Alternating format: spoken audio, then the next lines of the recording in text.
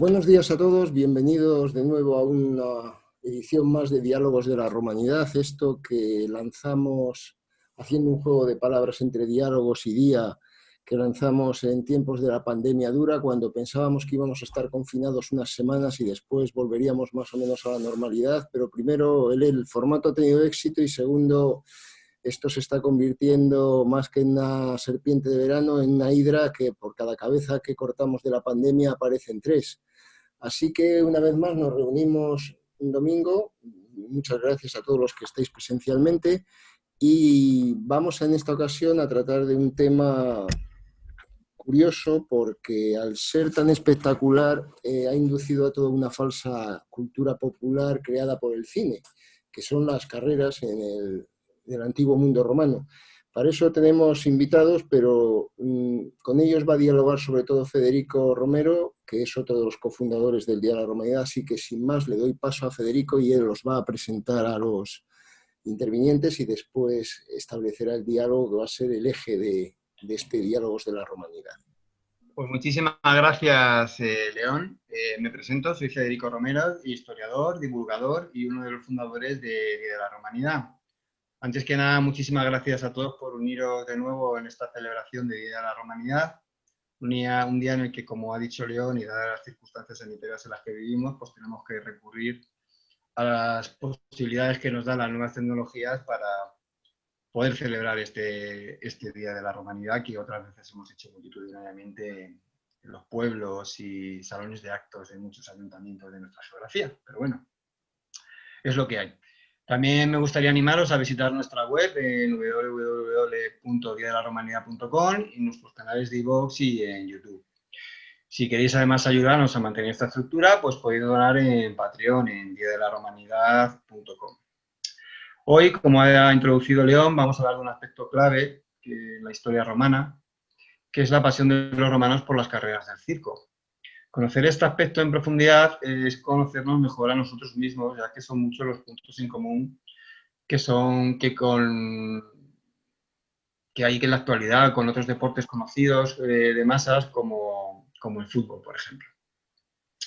En las carreras de carros en la antigüedad, por ejemplo, la sociedad estaba dividida en diferentes facciones.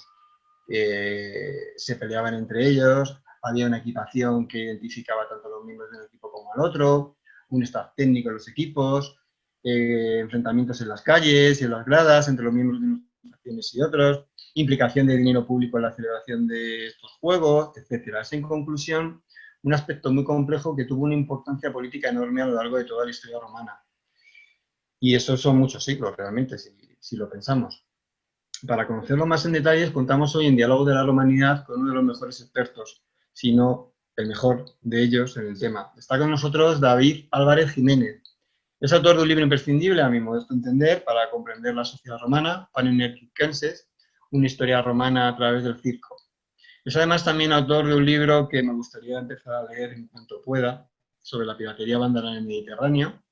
Es doctor en Historia Antigua, ha participado en numerosos proyectos de investigación nacionales e internacionales y además es miembro ecológico de la ciudad de Caracas, Guadalajara.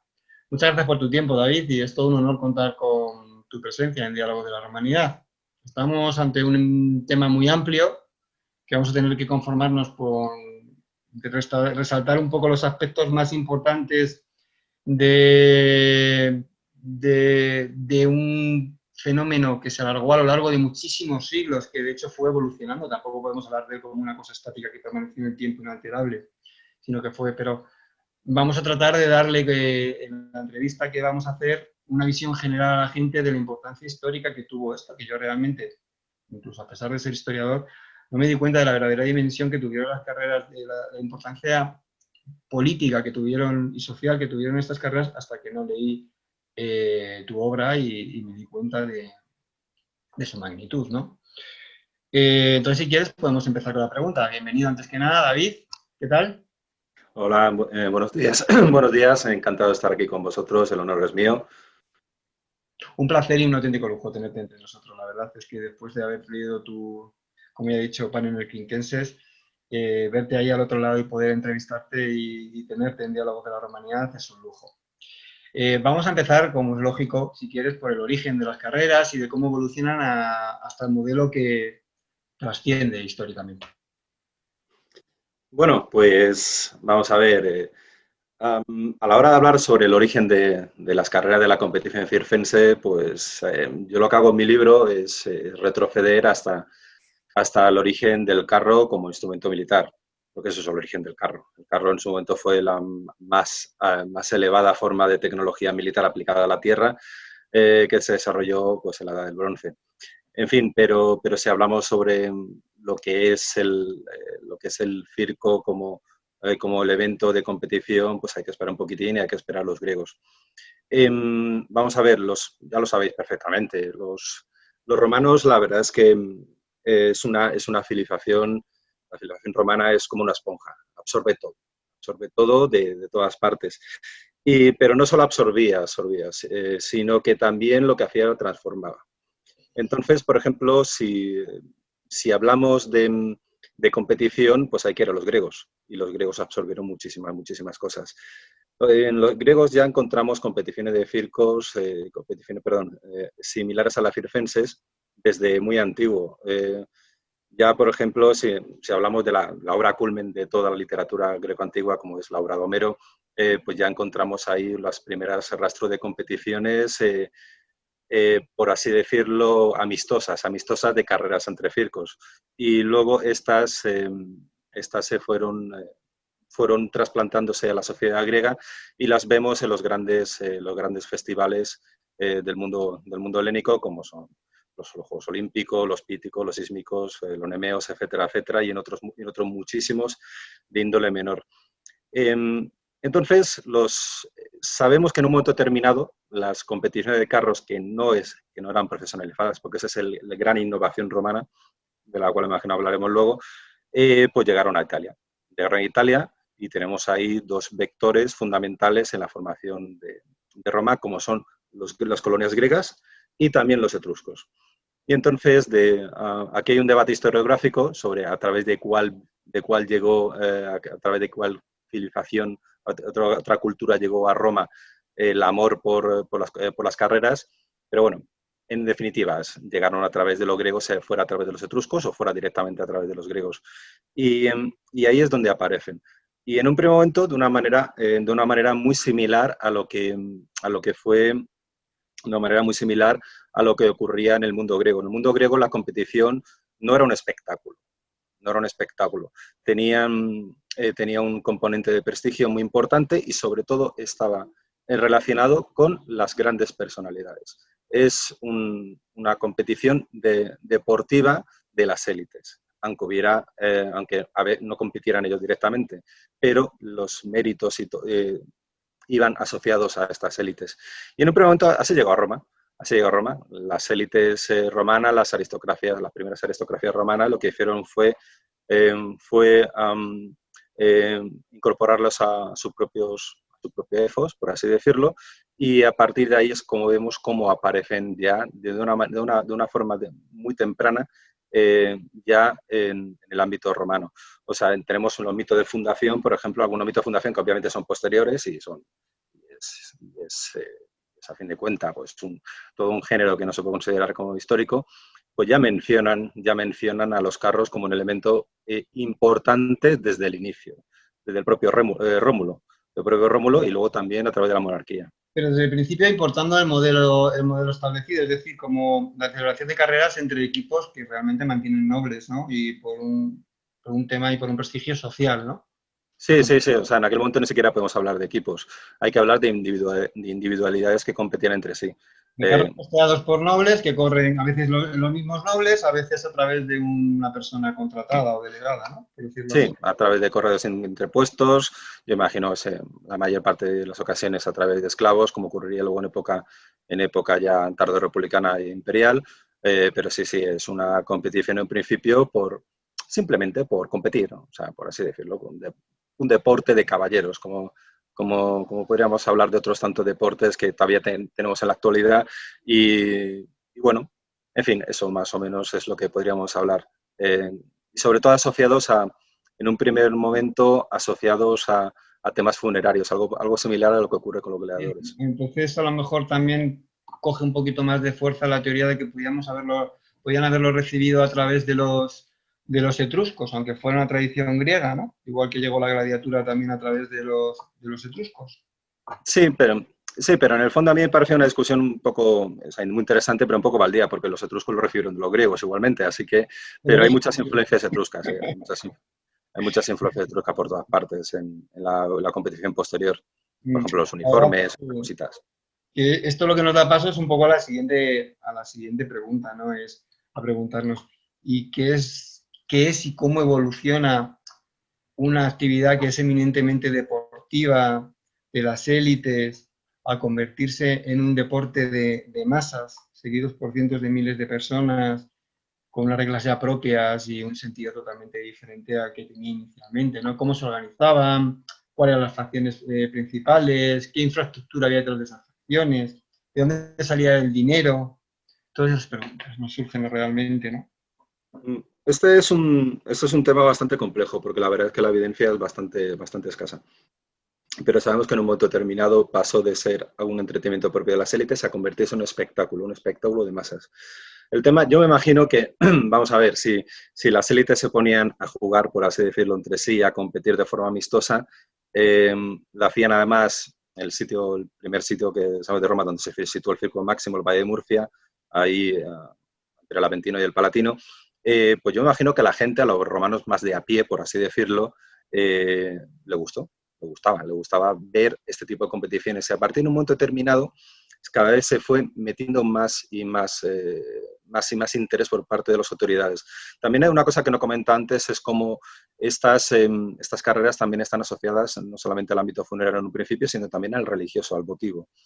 Y entonces, pues al principio unas carreras que, por ejemplo, los Ludi Maximi, por ejemplo, el gran festival romano religioso, pagano tradicional, pues si primero aparecen vinculados única y exclusivamente a ámbitos religiosos, como luego estos progresivamente fueron expandiéndose a cada vez más y más festivales, y también a la intervención por parte de personalidades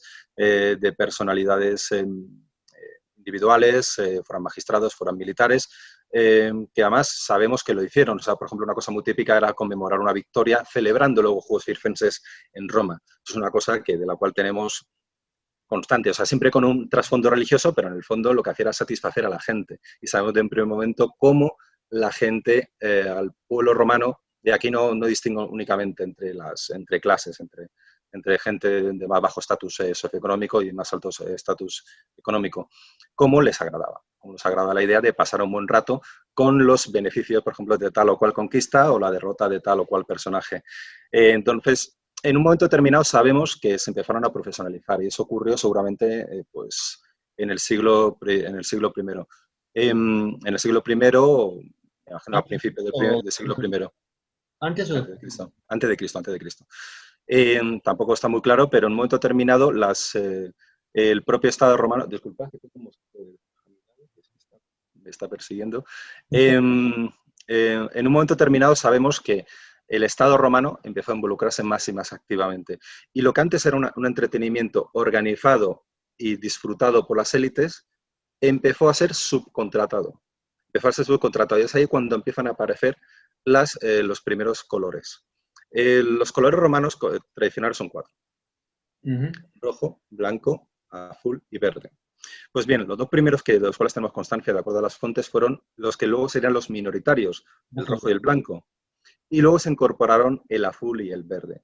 Entonces son, por así decirlo, pues grupos de empresarios de espectáculos que empezaron a ellos a organizar y a ocuparse absolutamente todo lo que tenía que ver con el espectáculo. Insisto, progresivamente cada vez iba siendo más y más importante. Y esa importancia se puede ver, por ejemplo, en la propia historia del Circo Máximo, cómo se fue el espacio, con un espacio perfecto para carrera de carros, como es el Valle de Murcia. Es un valle con fondo plano y con gradas naturales, por así decirlo, donde podía situarse la gente, cómo se fue monumentalizando progresivamente. Y eso esta monumentalización responde a una necesidad social. Y entonces a partir de ahí vemos cómo todo va en paralelo y cómo progresivamente cada vez fueron más y más importantes, cada vez más y más importantes dentro de de la propia vida de la comunidad romana. Es muy curioso al final lo que dices, que realmente las carreras de carros nunca pierden ese sentido religioso. Durante la vigencia de la religión pagana con la pompa circensis, en que se hacía la procesión religiosa y tal, y después ya con la imposición del cristianismo, que curiosamente, a pesar de haber conseguido acabar con el teatro, con las luchas de gladiadores, con las venatio, no consiguió acabar tampoco con las carreras de circo. Lo que trató de hacer es, en la medida de lo posible, cristianizarlas, pero el sentido religioso de las carreras de carros, a lo largo de los muchísimos siglos de su historia en el Imperio Romano, jamás, y la República Romana, jamás desaparece, es curioso. No, es que... Un fenómeno social importante, no, da igual, ¿no? Sí, no, el sentido religioso es obvio de primer momento. O sea, la vinculación, por ejemplo, con el culto solar, que es evidente, el propio circo, cualquier circo, actúa como representación del sol y todo está asociado de todas las maneras posibles con la religión pagana. Ojo, si hubiera dependido de las jerarquías cristianas, hubieran acabado con el circo igual que acabaron con los gladiadores. Y así, desde que se anunció el final de los gladiadores hasta que de verdad finalizaron las luchas, todavía pasó bastante tiempo. Y las venationes, duraron hasta época de Anastasio, hasta el siglo VI después de Cristo. Así que, pues hombre, en el mundo cristiano la verdad es que cuando uno se lee la patrística, cuando uno se lee la obra de los grandes autores cristianos del mundo antiguo, te das cuenta de que, vamos, que no gustaba absolutamente nada. Era un símbolo de corrupción, también de recuerdo de la idolatría, también de enajenación. Pero aún así, por ejemplo, el circo en algunas ocasiones también se utilizó con fines cristianizantes, por así decirlo. O sea, por ejemplo, me estoy acordando uno de los autores de los que siempre más me han interesado, de los autores de la patrística, es San Juan Crisóstomo. San Juan Crisóstomo es un autor fabuloso. O sea, es que leerlo es meterte de lleno en un mundo bastante peculiar, el suyo. Es una persona bastante inteligente, también bastante torticera y, por así decirlo, siendo así, pues, muy mala hostia. Pues es una figura muy interesante. Por ejemplo, cuando ascendió a ser, después de haber sido obispo de Antioquía, pasó a ser patriarca de Constantinopla, pues no se le ocurrió nada otra cosa que el emperador Arcadio crear unos Juegos Circenses que se conmemoraron tanto el Circo Máximo como el hipódromo de Constantinopla. Es decir, era una manera de ensalzar su llegada al poder. San Juan Crisóstomo, esto no hizo ninguna referencia, pero le debía sentar fatal, porque tenemos páginas y páginas de él para a la hora de hablar sobre lo desgraciado que era el circo para la existencia humana y para la degradación del hombre. Pero aún así sabemos que había muchos clérigos que le gustaba. Pero siempre, incluso, aunque ya el cristianismo se hubiera afianzado, y hablo ya de épocas ya tardías, lo cierto es que la imaginería pagana o paganizante siempre estuvo presente, más con un sentido cívico que otra cosa. Pero ya te digo, si hubiera sido por los cristianos, fuera, lo hubieran eliminado igualmente. Se les prohibía a los eclesiásticos acudir a las carreras de circo, y se les prohibía insistentemente, por lo tanto es que no les hacían ni un puñetero caso. Supongo que seguiría viendo igual. Tal cual. Incluso, vamos a ver, la legislación lo prohibía que asistieran, pero que asistían. Vamos, si tú prohíbes algo es porque algo ocurre. Y, por ejemplo, no me acuerdo, yo creo que fue San Jerónimo el que se quejaba amargamente de estos obispos que están en el púlpito por la mañana y por la noche se van a las carreras. O sea, estas cosas eran muy habituales, pero es que son reflejos de la sociedad de su momento, que es que a la inmensa parte de la sociedad, había mucha gente que no le gustaba, pues la verdad es que les apasionaba. El último programa que hicimos fue sobre la corrupción en Roma y era curioso porque a cada 10 años, 5 años, salía un nuevo código legal condenando nuevos aspectos de la corrupción. Entonces, cuanto más legislas sobre un tema es que más se te está yendo de las manos. Eso es un buen signo a nivel histórico. ¿Qué infraestructura tenían detrás las facciones? Porque eran, por lo que he leído en tu libro, auténticos, tienen un staff técnico tan desarrollado o más, como lo puede tener ahora mismo un equipo de fútbol o de la NBA. A mí me impresionó toda la cantidad de gente que hay detrás de eso. Pues sí, la verdad es que es un espectáculo bastante complejo. Es un espectáculo bastante complejo que debió... O sea, por ejemplo, yo me estoy acordando durante el confinamiento, cuando se discutía bastante sobre la vuelta al fútbol y todo lo demás, había gente que decía que en España había cerca de 200.000 personas que dependían directamente de la vuelta al fútbol, su salario y todo lo demás. Y en el cierto modo, pues es que es una gran cantidad de gente. Pues yo creo que en el mundo antiguo podríamos conseguir un número de gente similar. Lo cierto es que había toda la infraestructura. Es un espectáculo bastante más complejo de lo que parece, en que requería muchísimos preparativos previos previos a la competición y también durante la competición. Lo cierto es que, siguiendo con la analogía, a mí me gusta mucho el fútbol. Yo aparto de esa base, que me gusta bastante el fútbol. Yo creo que el circo romano, si no te gusta el fútbol, hay cierta cosa que no las acabarás pillando. Lo cierto es que encontramos una estructura algo similar. O sea, yendo de la cúspide para abajo, encontramos que había muchísima gente.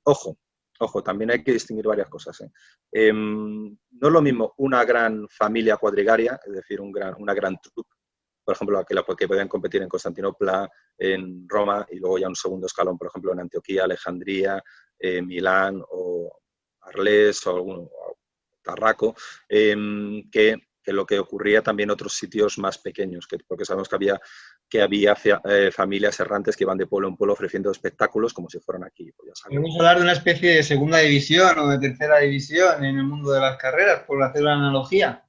Tal cual. O sea, y eso se refleja bastante, pues se debería reflejar bastante pues, en los fondos y en la disposición, la cantidad de gente que podría intervenir. Entonces, hablamos, por ejemplo, de las grandes familias cuadrigarias que, por ejemplo, estarían en Roma, en Constantinopla, ahí lo que encontramos es una estructura piramidal, por así decirlo. Arriba al todo encontramos a una persona que, siguiendo con esta analogía futbolística, podríamos presentarla como una especie de presidente del equipo, un patrón, una persona que actuaba como alto representante de esa facción y que no sabemos si tenía alguna función más, aparte de dar dinero, que eso sí, seguro que daba dinero, que aportaba dinero, no sabemos si tenía alguna responsabilidad más allá de ser la representación de la facción. Y ahí conocemos a personajes muy importantes. Aquí podemos mencionar desde Agripa, general de...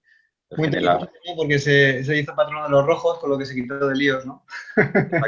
Sí, en cierto modo, pues podría ser, pero a lo mejor genuinamente era un rojo, porque por lo general solamente conocemos el nombre de dos rojos en toda la historia, dos. O sea, de nombre de dos personas relevantes, como es Anastasio y Agripa. Con lo cual, a lo mejor simplemente le gustaba, porque sabemos que había aficionado de los rojos y los blancos, aunque la verdad es que armaban poco lío, por así decirlo, o tenían poca repercusión social. Porque si era el verde o azul lo podías pagar con tu propia sangre, ¿no? Sí, pero tampoco, eso ya si quieres hablamos luego, pero tampoco, vamos a ver, la violencia es un elemento muy importante del circo, pero que podemos analizar en comparación también con lo que ocurre en el fútbol actual. Ojo, el nivel de violencia del mundo antiguo era muy superior al que tenemos hoy día. Pero, bueno, depende de la forma en la que hablemos. Pero bueno, quizás fueran genuinos seguidores. O sea, seguramente había un elemento de prestigio, un elemento de representación social que hacía que alguien quisiera ser, por ejemplo, el patrón de los verdes, de los rojos, de los azules, de los blancos, de lo que fuera. Y entonces esta persona, pues estaba arriba del todo. Insisto, conocemos algunos nombres de patrones. Y luego debajo encontramos ya a una persona que era, por así decirlo, la que de verdad era el que controlaba la evolución del equipo. Era el Dominus Factum, el señor de la facción, por así decirlo. Y que esta era una persona de la cual dependía todo. Era el que lo organizaba absolutamente todo, era el jefe. Era el jefe a partir del cual sabemos que tenían ayudantes, que estaban constantemente asistiéndole en todo tipo de cuestiones, de contabilidad, etcétera, y también de organización. Y esta persona era el que negociaba directamente con el patrocinador de los juegos, de los Ludi. Vamos a ver, porque el editor, que es el patrocinador, podía ser un magistrado, por ejemplo, en época republicana un edil o un pretor, el cónsul, podría ser el mismo emperador, o podrían ser personas privadas, o podrían ser sacerdotes, o podrían ser cualquier tipo de persona. Y con esta persona es la que negocia absolutamente todos los términos de los acuerdos de cómo iba a ser la carrera, quién iba a intervenir y cuáles iban a ser las circunstancias de la competición y también de otros elementos cercanos a la competición, como a lo mejor los pantomimos, los histriones, etcétera, y todo tipo de espectáculos que ocasionaba el espectáculo, porque no solamente la carrera, sino que era todo una amalgama de espectáculos, siendo redundante. Entonces, esta persona pues era el que lo dirigía todo. En un momento determinado sabemos que que ciertos antiguos aurigas o agitators, se convirtieron al mismo tiempo en dominus, se convirtió al mismo tiempo en el jefe de la facción. Entonces era el dominus et agitator factionum. Pero bueno, eso conocemos algunos ejemplos. Es una cosa típica, por ejemplo, como es, yo que sé, en el Bayern de Múnich, por ejemplo, es una cosa muy tradicional que los antiguos jugadores de fútbol ahora mismo estén, por ejemplo, en la directiva. Pues algo parecido debe ocurrir. Y luego por debajo de esta persona encontramos más gente con cometidos muy, muy específicos. O sea, encontramos, por ejemplo, los doctores. El doctor no era doctores y médicos. El médico era el que se ocupaba de la salud de los aurigas, por ejemplo, y de todos los miembros de la familia. Y luego también tenemos al doctor, que era el entrenador de los aurigas, por ejemplo. Eran gente muy, muy importante. Y también por ejemplo, otro elemento también fundamental de la familia era el mulo médico, que es el veterinario, que a veces cobra mucho más, muchísimo más que los propios aurigas perdón, el cónditor. Luego también está el veterinario, que también asistía, pero el cónditor, que era el que entrenaba a los caballos. El cónditor también, a veces, ya insisto, cobraba incluso más dinero que los aurigas. Luego tenemos los que cuidaban los caballos, luego tenemos a gente que se encargaba, por ejemplo, de los carros. Estaban hechos con madera, podían recibir muchísimos daños, con lo cual tenían que siempre estar cuidándolos o rehaciendo nuevos. Hay gente que se cuidaba, por ejemplo, de los correajes, gente que se ocupaba por ejemplo, de los vestidos, de las armaduras de cuero que llevaban, gente que se ocupaba de los vestidos de lujo, por así decirlo. Tenía cierta normalización, ¿no? Los uniformes de los aurigas estaban normalizados de alguna manera. Sí, todos eran iguales. Todos eran iguales. Eran una vestimenta que supuestamente parece indicar que procedía del mundo etrusco, y eran de cuero. Era una serie de tiras de cuero que servían para proteger sobre todo el cuerpo, los hombros, y que eran de cuero pero teñidos con los colores propios de su equipación. Que también llevaban, ¿no? Por lo que he visto en alguna de las ilustraciones que venían en el libro, ¿no? Perdón. Llevaban un pequeño casquete de cuero. Sí, llevan lo mismo, también del mismo material. Y bueno, en época tardía incluso se les permitía en Constantinopla llevarlos de plata, aquellos que fueran los mejores de todos. Pero eso debía ser solamente en la pompa. Bueno, en Constantinopla no hubo pompa circense, pero bueno, digamos en la vida social, por así decirlo. Entonces, luego también encontramos gente, por ejemplo, se ocupaba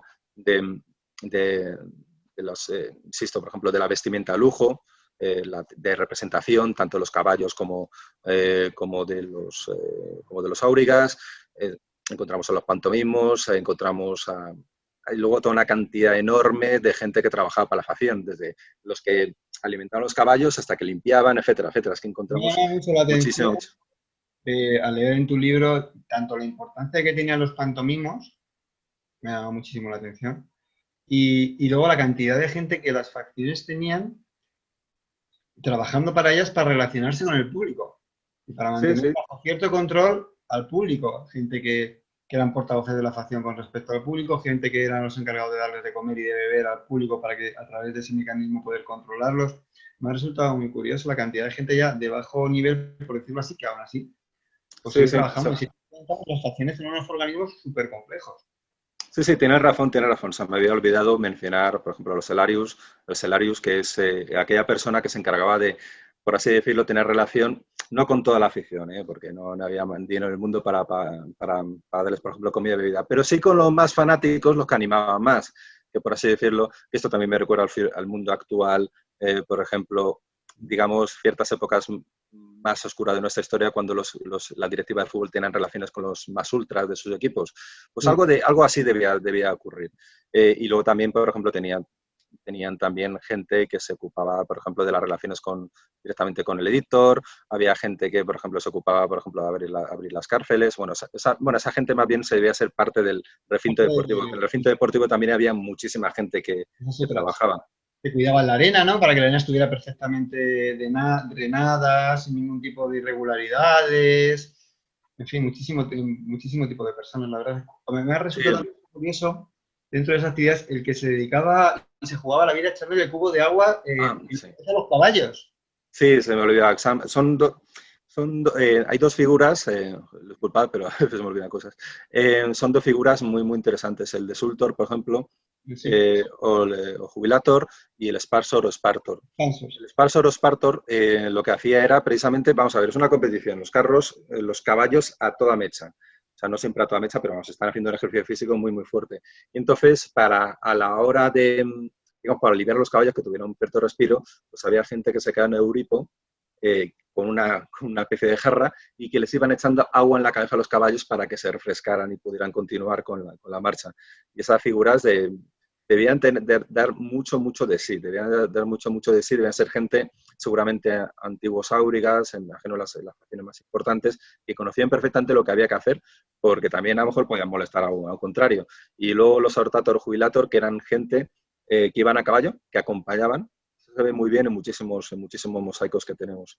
Iban acompañando la carrera, pero por el exterior. Y seguramente iban dando las indicaciones estratégicas, tácticas, etcétera, para la carrera, que se les sería transmitida por los doctores o los entrenadores áurigas. En fin, insisto, es todo un mundo bastante complejo. Y la verdad es que tiene una complejidad impresionante. ¿Y de dónde salía el dinero para mantener todo esto? Pues el dinero salía sobre todo del Estado. Bueno, es que aquí hay que diferenciar. Hay que diferenciar entre aquellas competiciones que estaban pagadas, que servían a diversos fines. O sea, pero el Estado cada vez fue metiendo más y más y más dinero. Cada vez se involucró cada vez más y más en la organización de absolutamente todo. Y cada vez fue metiendo más y más dinero. Pero también, por ejemplo, la gente notables, luego aparte los colegios sacerdotales, etcétera, etcétera, pero la gente notables ponían dinero suyo propio y conocemos casos demenciales de gasto relacionado con el circo, porque es que era muy caro, era bastante caro.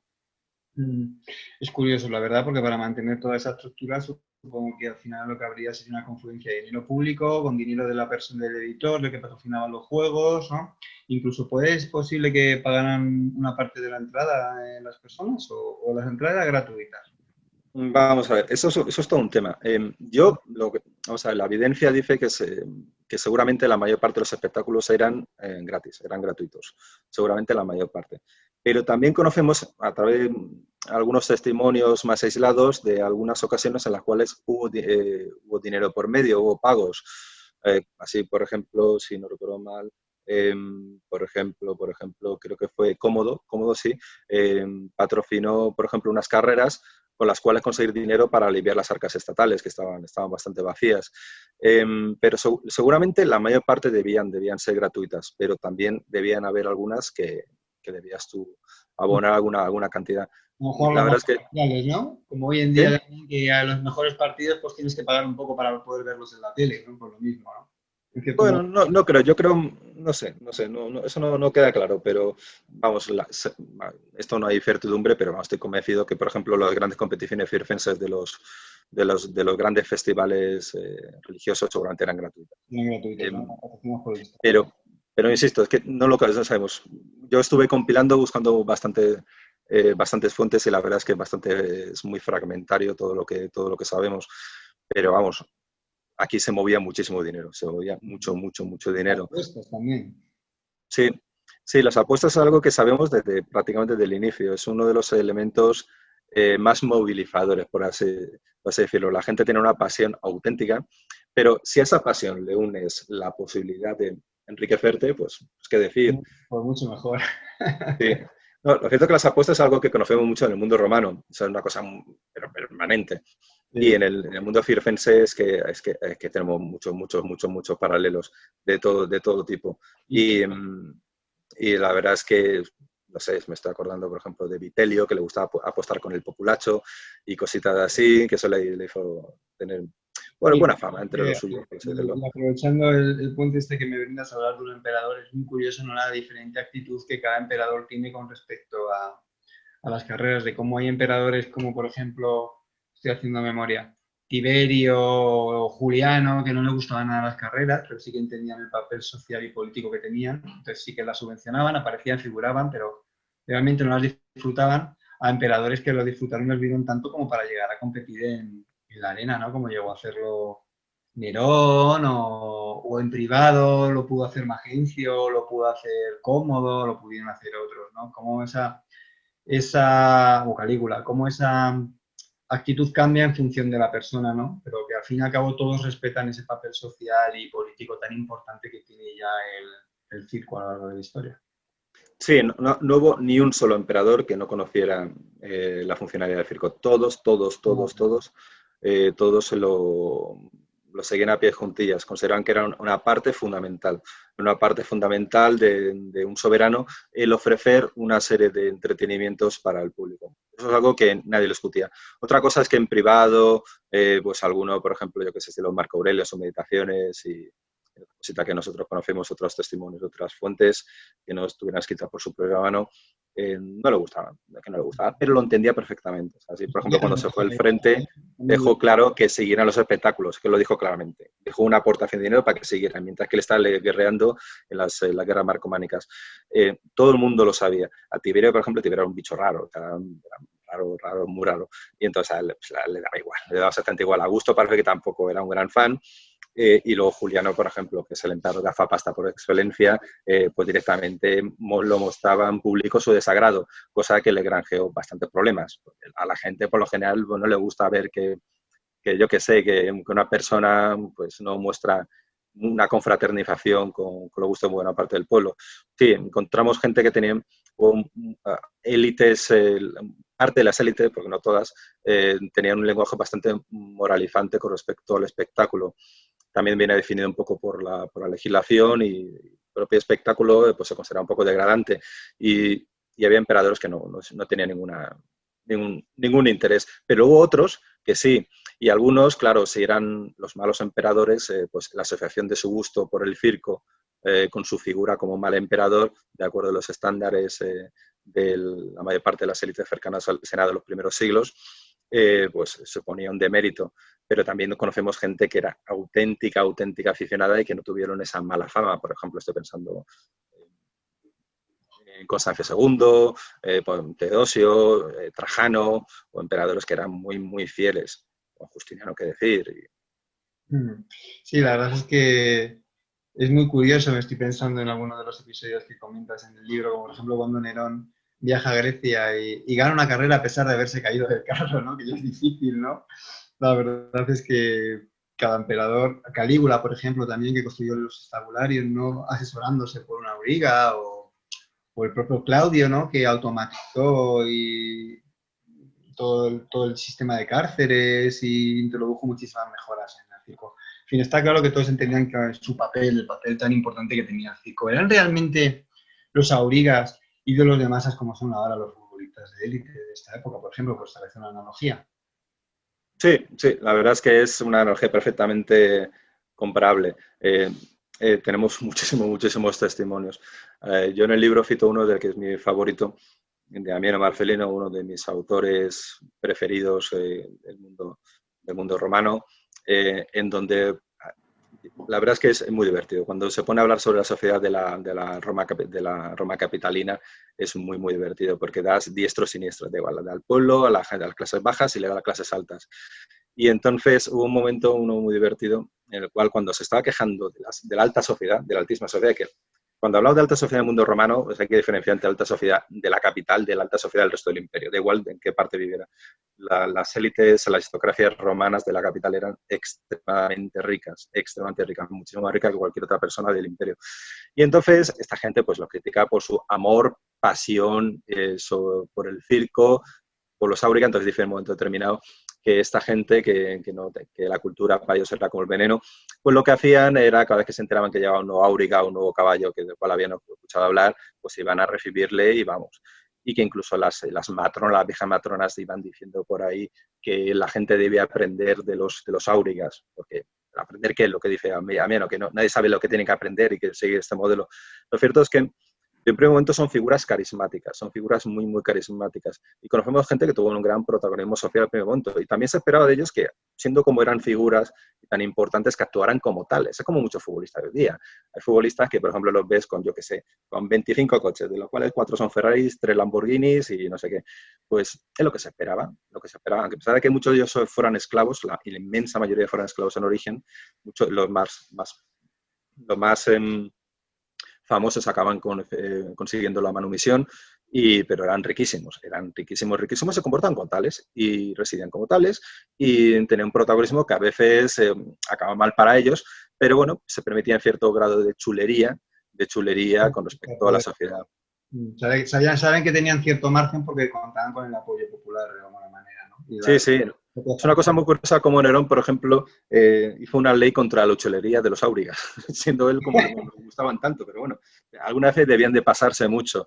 Y en una ocasión, por ejemplo, Valentiniano I ordenó matar a su áuriga favorito, porque algo debía hacer, vamos. Algo debe de molestar, ¿no? Sí, es evidente, la verdad. En fin, vamos a pasar a hablar de cómo era un día en las carreras, cómo se organizaba el programa, una jornada modelo, por decirlo así, de carreras en el circo.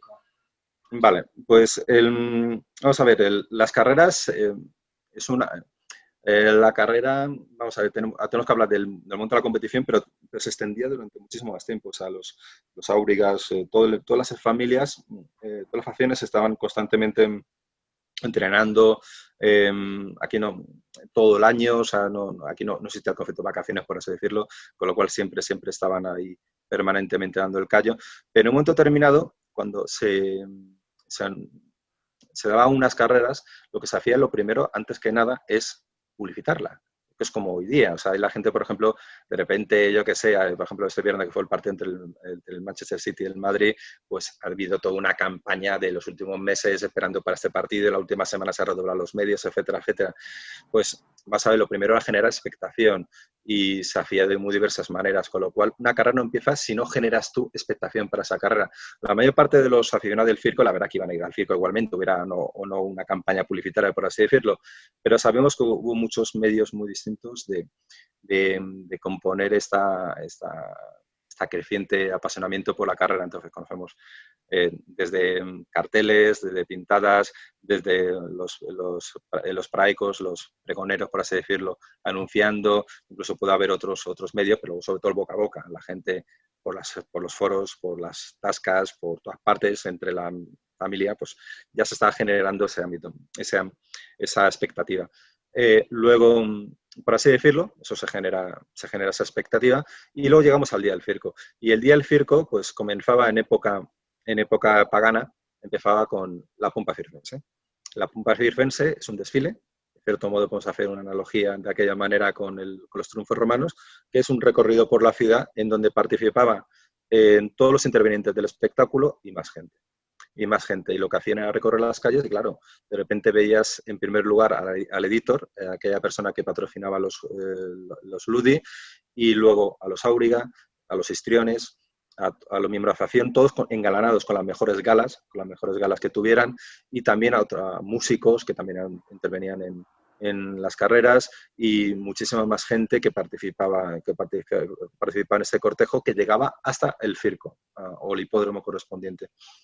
Allí daban una vuelta y luego a partir comenzaba la competición.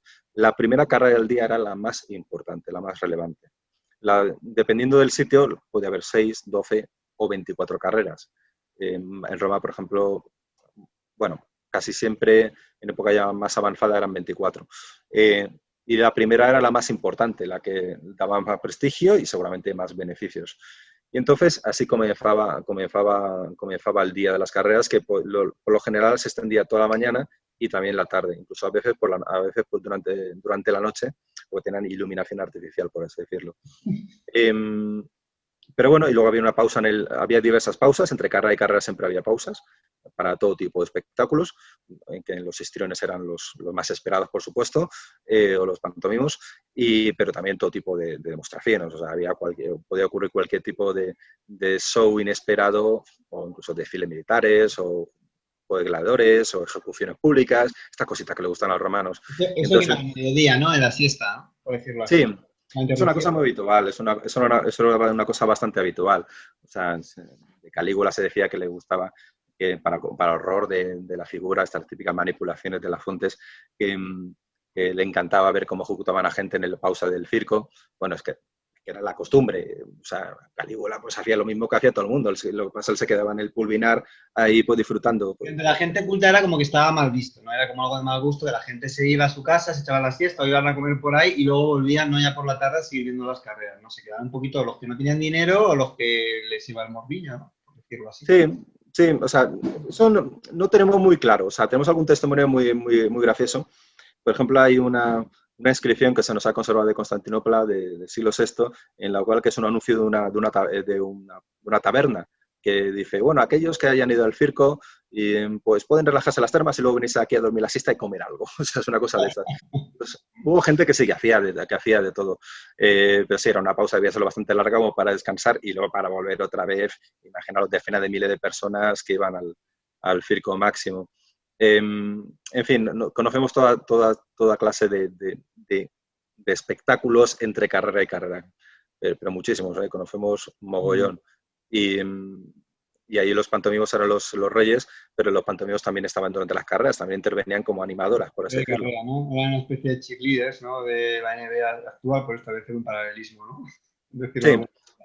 Sí, es un paralelismo, sí, que yo también lo hago, que es bastante pedestre, por así decirlo, pero sí, pero animaban tanto a sus áurigas como a su afición. Entonces ahí se haciendo sus cositas, de esta cosa rarita que hacían los pantomimos. Respecto al edificio en sí mismo, ya que nos ha quedado un poco claro de cómo era la jornada, ¿no? Con respecto al edificio en sí mismo, ¿cuánta gente cabía? Porque se dan varias cifras, ¿no? Han llegado a ir auténticas burradas como 250.000 personas, aunque luego cuando he estado ya 2 veces y vas físicamente al sitio en el que estaba el circo, te das cuenta que efectivamente, claro que sí que podían caber 250.000 personas perfectamente en un edificio instalado allí, pero bueno, cuéntanoslo tú. Y además fue un edificio que tuvo problemas también y tuvo accidentes, ¿no? Háblanos un poco de las dos cosas, por favor. Vale, vamos a ver, el circo máximo, como he dicho, se asocia en la mitología desde tiempo de Rómulo, supuestamente en época de las monarquías cuando se creó y luego progresivamente cada X tiempo se iba mejorando, por así decirlo. La gran reforma fue la de Trajano cuando convirtió todo en mármol, que me imagino lo grande que debía ser aquello. Y sí, cuando estás allí te das cuenta de lo enorme que es ese lugar. Lo enorme que debía ser el circo máximo, lo cual apenas queda nada, porque todo fue por así decirlo, rapiñado en época medieval y época renacentista. Lo cierto es que las cifras varían. Hay una cifra que dice 150.000, Plinio dice 250.000, otras tareas dicen 485.000, que eso ya es para pegarse un tiro. La verdad es que no queda claro. O sea, la mayor parte de la investigación tiende a creer más la cifra más conservadora, 150.000 personas. Pero lo cierto es que sabemos también que estaban muy apiñados. Estaban bastante apiñados y en muchas ocasiones, de hecho, estaban de pie. O sea, se quedaban de pie y como en el fútbol actual, se pone a saltar, se pone a gritar, algunos incluso se ponen a imitar a los áurigas, se volvían locos los aficionados. Obviamente los senadores, yo imagino, los senadores de los caballeros, etcétera, también algo, pero no tanto como, por ejemplo, las clases más populares. Y entonces, la cifra pues no queda claro. Pongamos que entre 150.000 y 250.000, por así decirlo, que ya es una barbaridad. Además, si solamente si escogiéramos... ¿Qué edificio deportivo se llena con 150? Primero, que tenga capacidad para ese número de personas. Y segundo, que se llene como se llenaba el circo máximo. Yo, por ejemplo, de fútbol, en su época más buena, cuando los años 50 por ahí, Maracaná, que había 200.000 personas, que es una cosa brutal. O, por ejemplo, el estadio de Glasgow, donde el Madrid ganó su quinta Copa Europa, albergó creo que 140.000 personas en un momento determinado en Hampstead. Podemos contar con la mano, en la actualidad. Sí, pero si no, pues que los ámbitos deportivos que yo conozco más grandes son únicamente los que tienen que ver con el motor. Donde, por ejemplo, yo que sé, no sé cuánta gente cabrá en Jerez, pero yo sé algunos es el recinto de motor que caben 300.000 personas. O sea, otra cosa es que se llene, pero bueno. Sí, pero bueno, que son mucho más grandes, obviamente son mucho más grandes. También, ¿no? En el circo máximo, que además le costaron la vida a varios miles de personas en algunos casos, ¿no? Sí, sabemos que el circo estaba constantemente cuidado. Se reparaba constantemente, se reparaba muchas veces, porque además ocurrían problemas. De vez en cuando ocurría algún incendio, ocurría pues, algún desperfecto, etcétera, etcétera. Incluso se llegó a los impuestos que que las rameras y otra gente de Malvivir pagaban, pues parte se dedicaba a financiar la restauración de los espacios de entretenimiento. Pues sabemos que precisamente por las enormes tensiones que se ocasionaban, insisto, por la locura que es de las gradas, que la estructura del circo, a pesar de que estaba muy bien hecho, obviamente, como toda la arquitectura romana, pues se debilitaba.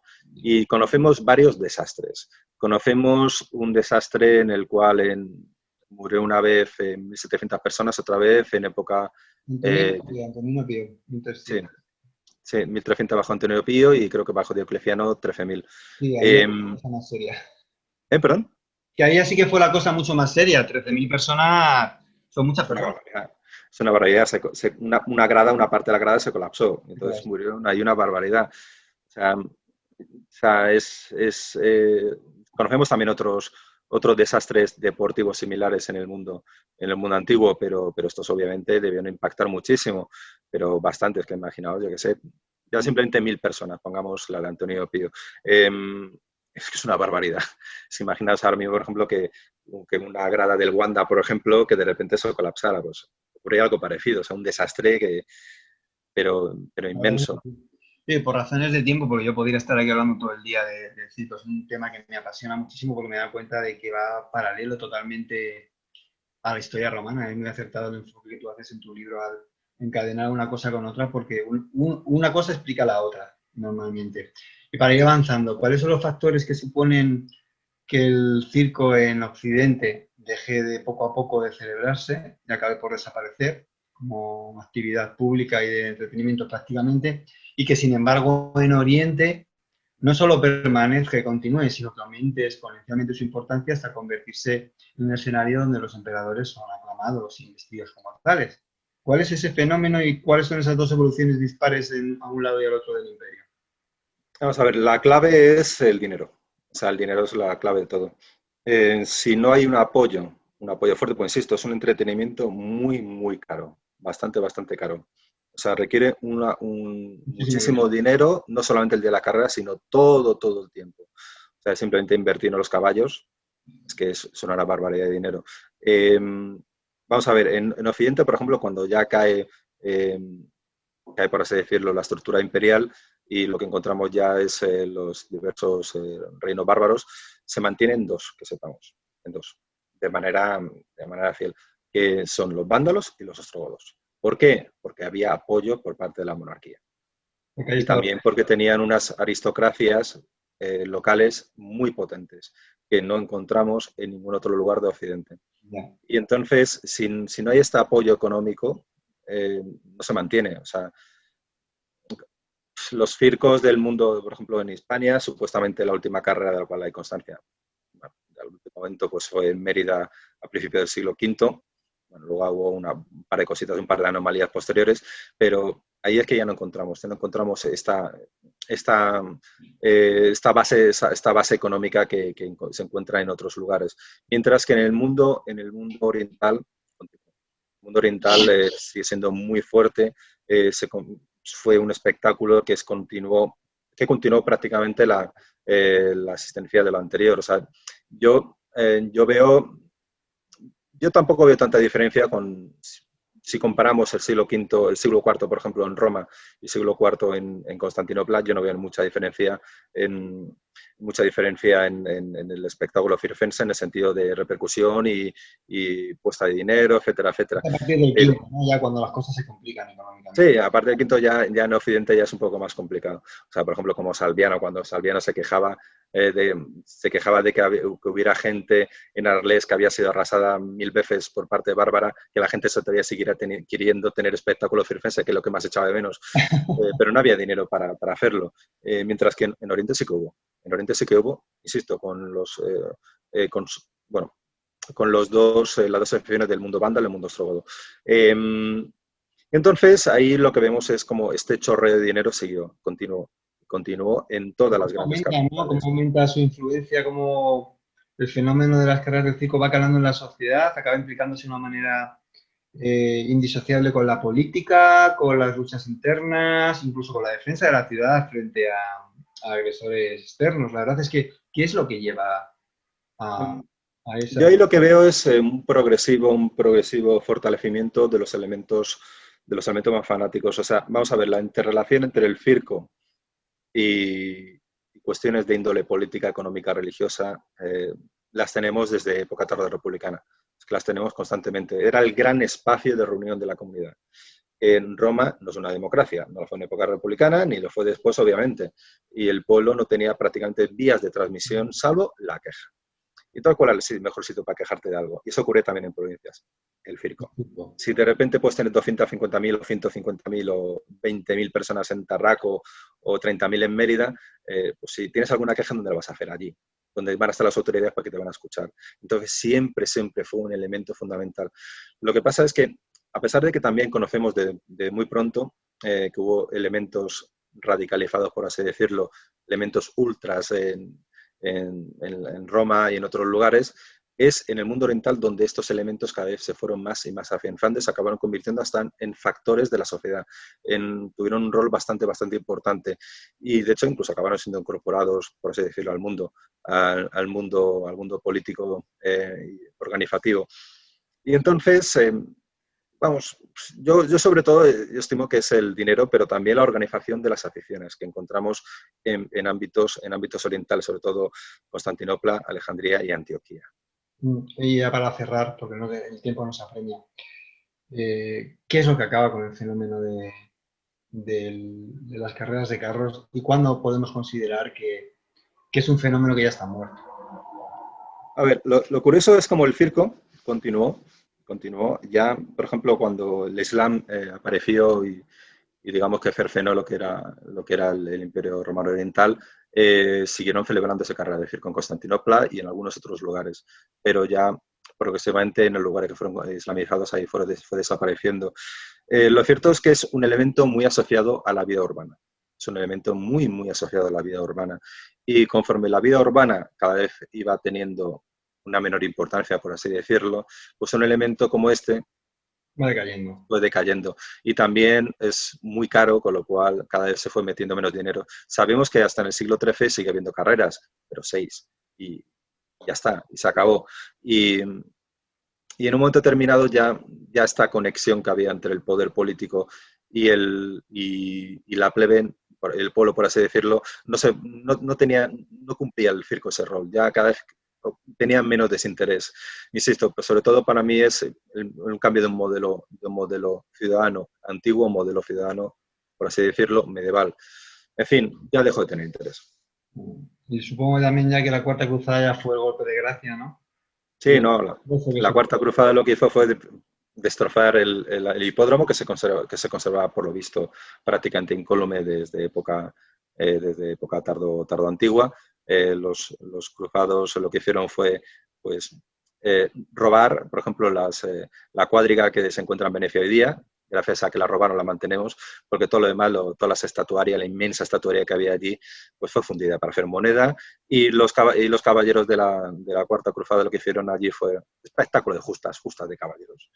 Nos habla de otro tipo de ocio, también vinculado a las élites, como era el circo en su momento, no al pueblo, pero aún así que el pueblo le gusta disfrutarlo en este ámbito.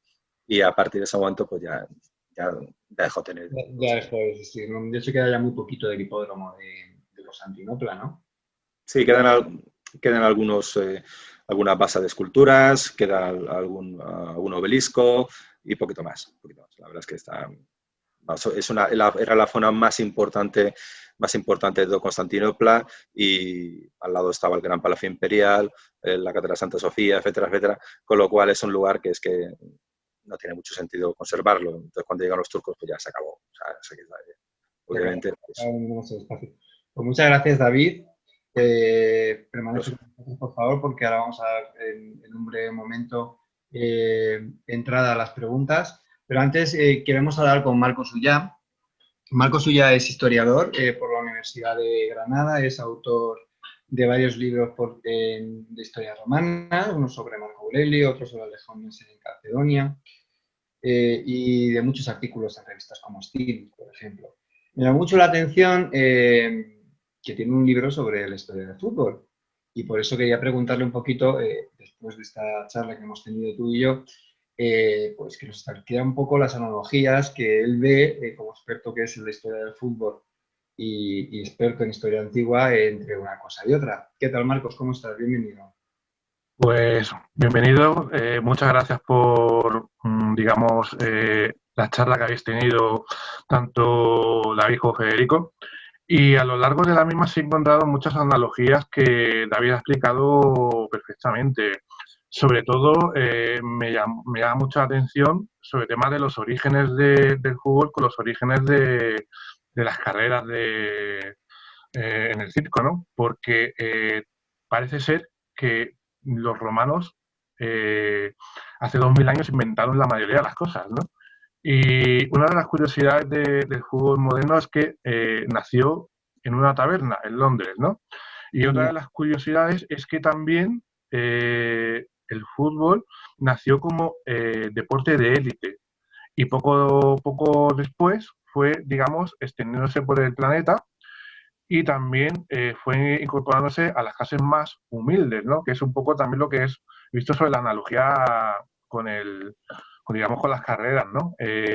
También es cierto que una cosa que yo quería preguntarle a David es si había competiciones a nivel, por decirlo de una manera, internacional entre cuadrigas y si había participantes de otras provincias romanas que llegaran a Roma o a otros lugares para algún tipo de competición y si se sabe de la existencia de premios o de, digamos, trofeos asociados a los mismos. También tenía esa pregunta que hacerle porque me resulta curioso, ya que al haber tanta documentación sobre este tipo de deporte en Roma, quería saber si realmente había algún testimonio o algún escrito sobre los premios que se daban, las competiciones que se hacían y sobre algunos de los, digamos, corredores de cuadrigas más importantes. Vale. Con respecto a lo primero, no, la verdad es que no hubo competiciones internacionales, por así decirlo. Lo que vemos son diversos escenarios, o sea, vemos escenarios más locales, cada vez más, de más nivel, y conocemos, por ejemplo, aurigas que estuvieron enfocando en provincias, luego fue una ciudad más importante, acabaron en Roma o en Constantinopla, por ejemplo. Diocles, por ejemplo, ¿no? ¿Qué? El más famoso de ellos, Diocles, por ejemplo, que era de Mérida, ¿no? Sí, Diocles o Porfirio, por ejemplo, en época de Anastasio. Pero lo cierto es que eran las mismas escuadras en todas partes, ¿eh? La gente se dividía en rojos, verdes, blancos y azules en todas partes, eran los mismos. De hecho, cada uno tenía sus lazos, o sea, un azul de Constantinopla se podía identificar seguramente con un azul de Cartago, pero competiciones así como estas no había. Y premios sí. Premios sí, o sea, premios había. Vamos a ver, o sea, el premio tradicional era una corona y una palma, la palma de la victoria, llevarse la palma, y luego también dinero y todo tipo de posibilidades de bienes. O sea, las carreras más prestigiosas eran las que daban más dinero. Es como, por ejemplo, la Champions es más prestigiosa, pero es que al mismo tiempo es la que reparte más fondos entre los participantes. Entonces conocemos un mogollón de testimonios sobre carreras que a lo mejor el ganador también se lleva 50.000 sestercios, por ejemplo. Pues si te ha estado 30.000, 15.000, 20.000, o también para los participantes, pero también le podían dar, por ejemplo, tejidos principescos, sedas, por ejemplo, sedas venidas de China, por ejemplo, se lo podía regalar, oro, plata, caballos, la libertad y todo tipo de cosas, sí, sí. Muy bien, pues abrimos entonces. ¿Quieres seguir hablando, Marcos? ¿Has acabado ya con las tecnologías? No, si Ángel tiene alguna pregunta que hacer, porque he visto ahí el que ha tecleado, pues que ya... vamos alternando.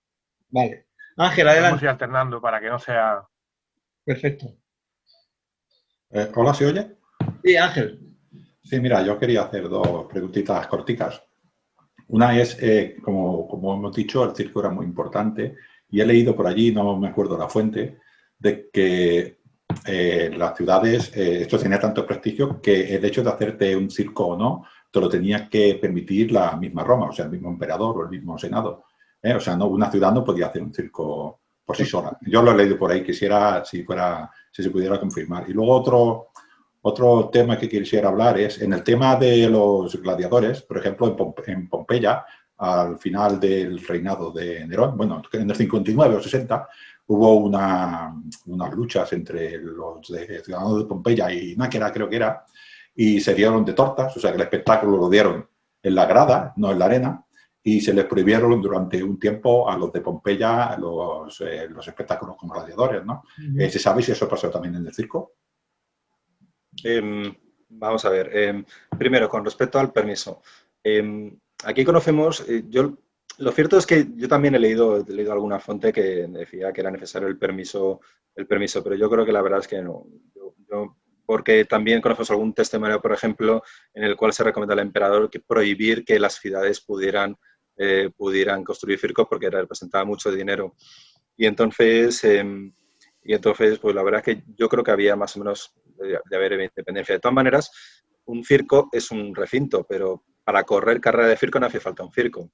Simplemente con tener tú un espacio llano, con eso podías hacerlo. Y eso conocemos muchos testimonios, por lo menos conocemos bastantes testimonios sobre circos improvisados, con lo cual, en fin, era bastante libre. Pero construir un circo debe ser carísimo, pero muy caro. Y luego respecto, sí, a la pelea por los juegos gladiadores entre los noferinos y los pompeyanos, sí, como esta, tenemos muchísimos ejemplos en el mundo circense. Vamos a ver, sobre todo vinculados a las dos grandes facciones, la verde. Un momento. Voy a...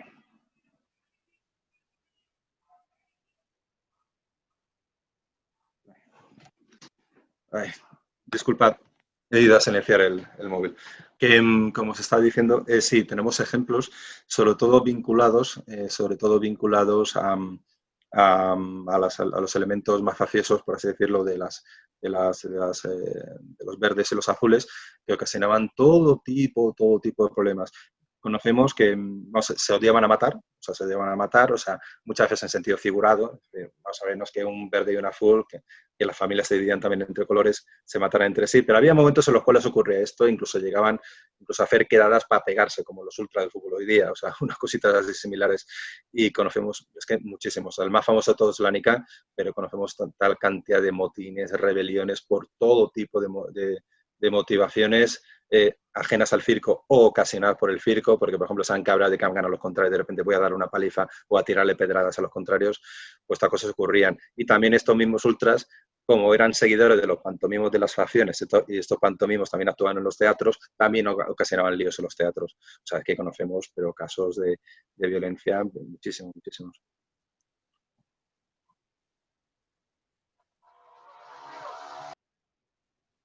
Ahora se me oye, ¿no? Perdón, que había silenciado el micrófono. Digo que al filo de lo que has dicho, y contestando también un poquito a Ángel, quiero recordar haber leído también una mención de que sí que el poder se preocupaba por lo que dice David, que eran unos espectáculos muy caros, que ocasionaban un gasto enorme en las ciudades, y eso desde el poder pues despertaba la preocupación porque luego a veces las dejaba en situaciones de que no podían pagar sus impuestos. De hecho, quiero recordar que era el propio Mecenas el que abogaba por prohibir ese tipo de espectáculos a todas las ciudades que no fueran Roma por ese miedo, precisamente, a que luego no estuvieran en condiciones de poder pagar sus impuestos y porque empezaban a competir entre ellas por la calidad de esos espectáculos. Exacto. ¿Alguna pregunta más? Creo que sí, que había uno por aquí que había hecho Maribel por escrito. Maribel, ¿estás ahí? Dice Maribel, los magistrados que debían ofrecer un editio encargaban a la factio la organización de los juegos del circo. El hecho de que un magistrado decidiera organizar un edictio por su cuenta sin recurrir a dichas sociedades era algo impensable a principios de la época imperial. ¿Se sabe de algún caso en el que esto pasará? No, vamos a ver. Los magistrados, ciertos magistrados, por su propio cargo, tenían entre sus funciones organizar espectáculos que tenían financiación estatal y ellos podían poner parte del dinero si querían. De hecho, muchos de ellos lo hacían precisamente para fomentar su fama. O sea, era una cosa que venía con el cargo. Pero también conocemos muchos casos de gente que patrocinaba, si fueran magistrados o no, pues competiciones privadas, simplemente. Voy a regalar al pueblo un día de competiciones circenses. Esto lo conocemos muchísimos, pero mucho, mucho, mucho. Por ejemplo, y esto me estoy acordando de Cicerón, por ejemplo, cuando se quejaba, de hecho, bueno, promocionó una ley a propósito de esto, en donde se quejaba, por ejemplo, del uso fraudulento de los espectáculos en las campañas electorales de la Roma tardorrepublicana. O sea, que conocemos muchísimo, muchísimos ejemplos. Sí, sí. Interesante. Dice Yasmín, sabemos que existen numerosas tableae de fictionum para maldecir a los aurigas que no ganaran determinadas carreras. ¿Sabemos si existían prácticas o amuletos protectores concretos para los aurigas o incluso prácticas supersticiosas para atraer la suerte en la carrera, como el símil de entrar con el pie derecho en un campo de fútbol los antiguos? A ver, sí, vamos a ver, con respecto al tema de la magia, tenemos muchísimos ejemplos. Tenemos cientos de tablillas de maldición, pero cientos, cuando hablo de cientos, son literalmente cientos relacionados con el circo. Tenemos muchísimas muestras de magia blanca y también magia negra. Conocemos muchos ejemplos.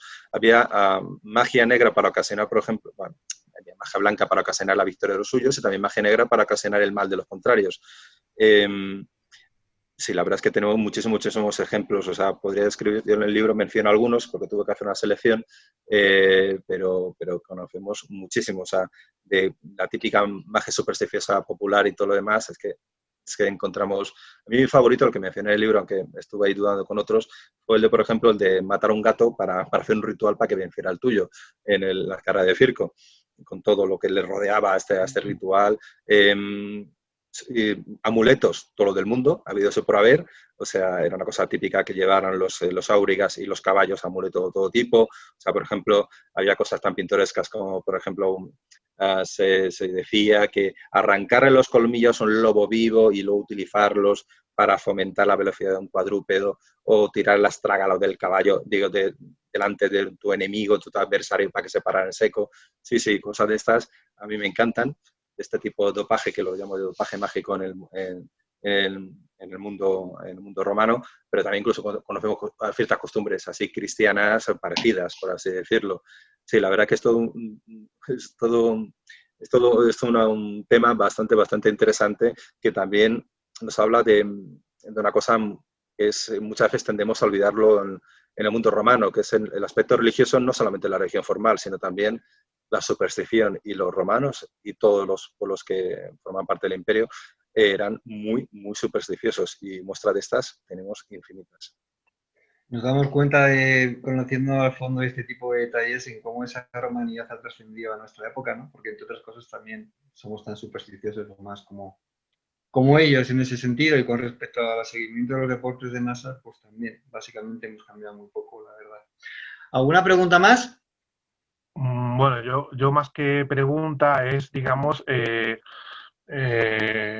sorprende cada vez más porque es alucinante, como hemos dicho, las similitudes que hay sobre las carreras de auriga sobre el fútbol moderno. Es que todos los ejemplos que ha puesto David, es que parece como si no hubiesen pasado 2000 años de diferencia.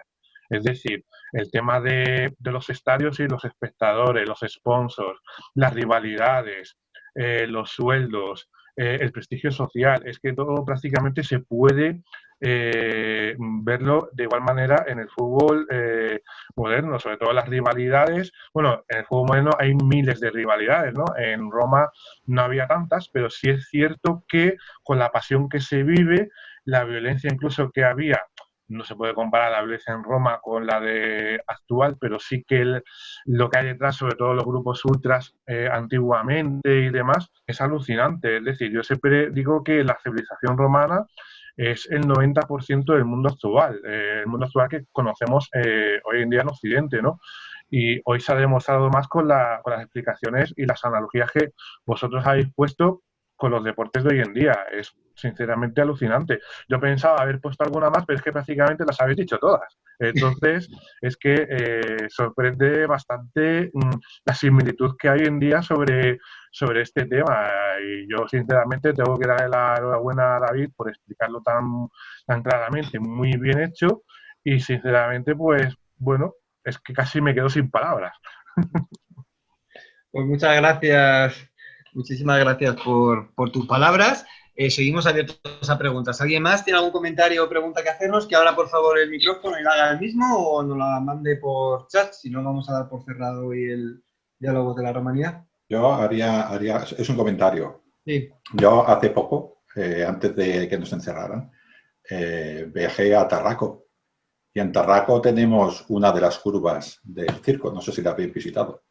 En la plaza, el ayuntamiento está justamente donde salían las cuadrigas. Y aquí tenemos lo que es la plaza, nosotros le llamamos la plaza de la Fuente, pero la plaza del ayuntamiento. La calle conserva la forma.